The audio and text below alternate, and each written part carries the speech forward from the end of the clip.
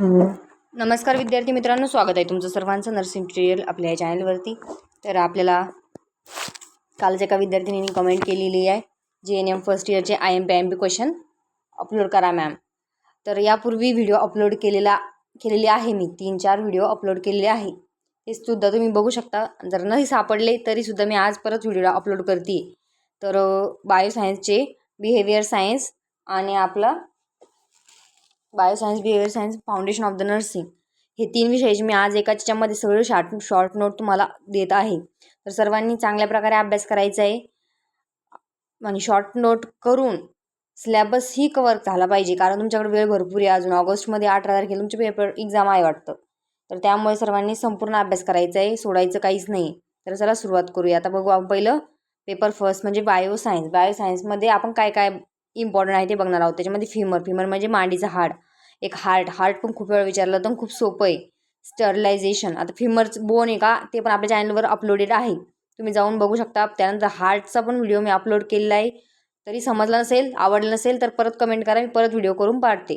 Sterilisation म्हणजे निर्जंतुकीकरण, याच्यावर 15 मार्काचा क्वेश्चन विचारला जातो, तो पण चॅनलवर अपलोडेड आहे. मेन्स्ट्रुअल सायकल व्हिडिओ अपलोड केलेला आहे, तो पण तुम्ही बघू शकता. मी आता याच्यामध्ये एक्सप्लेन करणार नाही.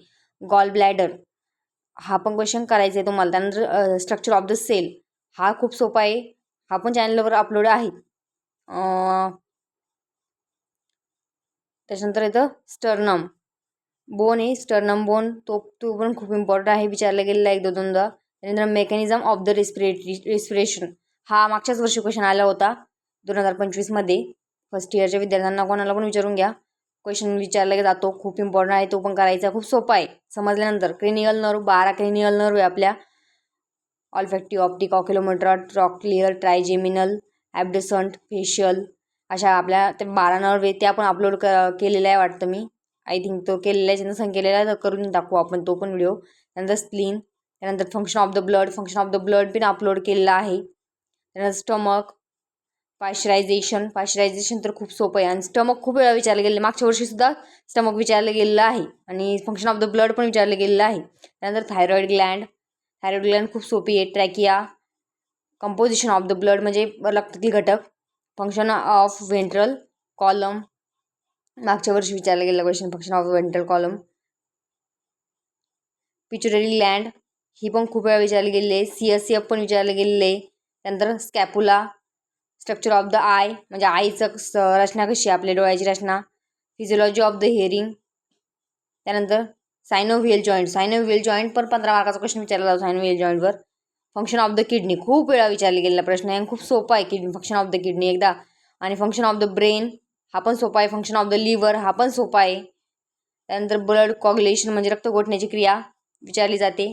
फंक्शन ऑफ द स्किन, त्वचेचे कार्य काय काय आहे, तापमान नियंत्रण करणे, संरक्षण करणे, या अशा भरपूर गोष्टी आपण त्याच्यामध्ये करू शकतो. Composition of the gastric secretion and function. त्यानंतर जीभ म्हणजे टंग आपले. तर अशा प्रकारे आपलं झालेलं आहे बायोसायन्सचे सर्व इम्पॉर्टंट आपले झालेले क्वेश्चन. त्याच्यामध्ये भरपूर व्हिडिओ अपलोड केलेले आहे, जवळपास मी 90% सिलेबस अपलोडेड आहे. थोडाफार व्हिडिओ सिलेबस राहिलेला आहे, त्याच्यामध्ये तुम्ही कमेंट केली तर मी व्हिडिओ बनवून टाकते. आज मला आता कालच म्हणजे आत्ता जस्ट मला कमेंट आली एका विद्यार्थी 5 मिनिटापूर्वी, तर मी पटकन नोट्स होत्या माझ्याकडे, फोटो काढून लगेच व्हिडिओ बनवत आहे आणि उद्या 4 वाजता अपलोड होणार आहे हा व्हिडिओ.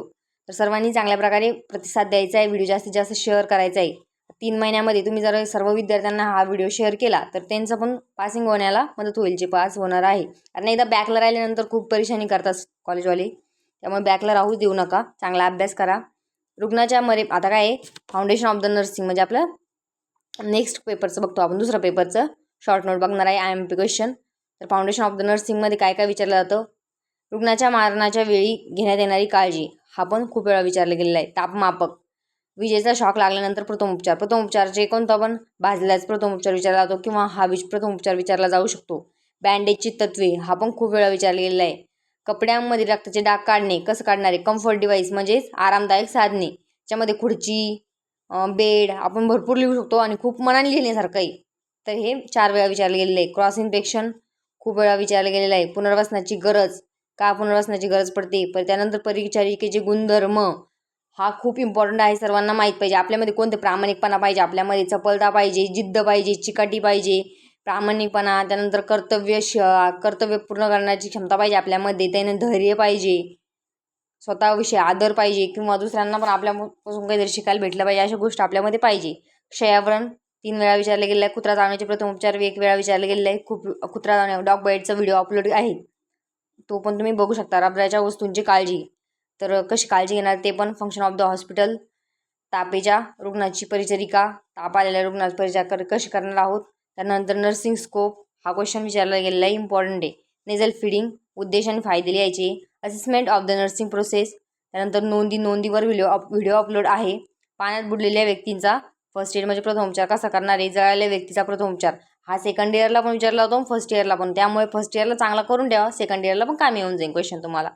मानसिकदृष्ट्या निरोगी व्यक्तीचे गुणधर्म हा पण खूप इम्पॉर्टंट आहे, विचारला होता 15 मार्कापैकी.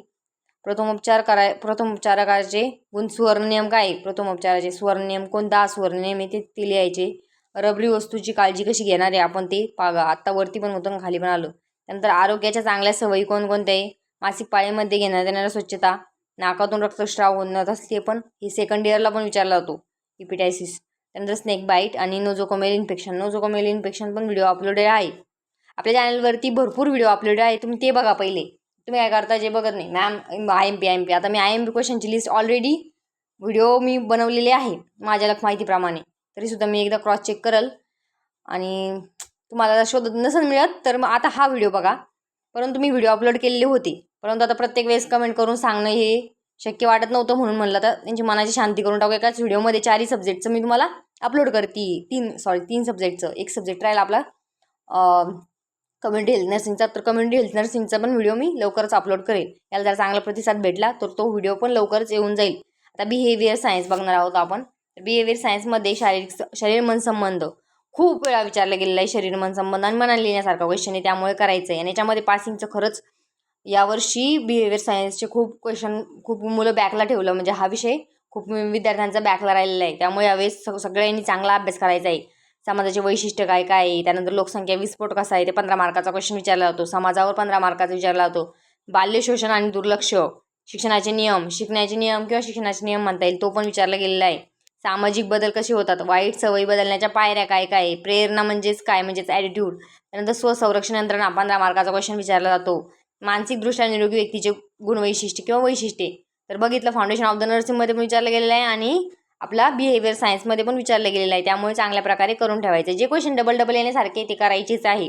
किशोरवयीन गुन्हेगारी, महिलांचे सशक्तीकरण, संघर्ष, कुटुंबाची कार्य, व्यक्तीचे हक्क व अधिकार, बालविवाह व्हिडिओ अपलोड आहे. कुटुंबाच्या कार्याचा व्हिडिओ अपलोड आहे. हुंडा पद्धत पण व्हिडिओ अपलोड केलेला आहे. संयुक्त कुटुंब, रुग्ण व परिचारिका यांच्यातील नातेसंबंध, परिचारिकेमध्ये मानसशास्त्राचे महत्त्व, व्यावसायोपचार, मानसिक स्थितीची तपासणी, अल्पवयीन अपराध, मनोरुग्णतज्ञ, परिचारिकेचे कर्तव्य व जबाबदाऱ्या, परिचर्येमध्ये समाजशास्त्राचे महत्त्व काय आणि बाल गुन्हेगारी. तर अशा प्रकारे मी तुम्हाला सर्व इम्पॉर्टंट शॉर्ट नोट प्रोव्हाइड केलेले आहे 3 विषयाच्या. आता राहिला एक विषय कोणता, कम्युनिटी हेल्थ नर्सिंग. तर त्याचा पण याला चांगला प्रतिसाद मिळाला आणि चॅनलला सबस्क्राईब करायचं आहे, व्हिडिओला लाईक करायचं आहे आणि कमेंट करायची. चांगला प्रतिसाद मिळाल्यानंतर मी कम्युनिटी हेल्थ नर्सिंगचा पण इम्पॉर्टंट क्वेश्चन टाकेल. आणि जर नाही टाकणं झालं तरी पण व्हिडिओ अपलोडेड आहे, तर शोधून तुम्ही व्हिडिओ बघा. आता मी काय केलेलं प्लेलिस्ट बनवलेले आहे. आता GNM first year, second year, तर तुम्हाला त्याच्याने सापडले तर विषयाच्या पण बनवलेल्या आहे. कम्युनिटी हेल्थ नर्सिंगची वेगळी, medical surgical nursing second year समजासाठी किंवा फर्स्ट इयरसाठी कोणकोणते फाउंडेशन ऑफ द नर्सिंग, बायोसायन्सचे, तर त्या प्लेलिस्टमध्ये जाऊन बघा तुम्ही. कारण सगळं स्टडी मटेरियल आपण तुम्ही स्नॅप टाकता किंवा इंस्टाग्राम यूज करता, हे गोष्टी यूज करणं एवढं इम्पॉर्टंट नाही. एवढे 2-3 महिने फक्त थोडं कॉन्सन्ट्रेशन द्या, थोडं हार्डवर्क करा आणि चांगल्या प्रकारे पास व्हा, एवढीच इच्छा आहे. तर व्हिडिओ आवडला असेल तर लाईक करायचं आहे, सबस्क्राईब करायचं आहे चॅनलला आणि कमेंट करायची. धन्यवाद.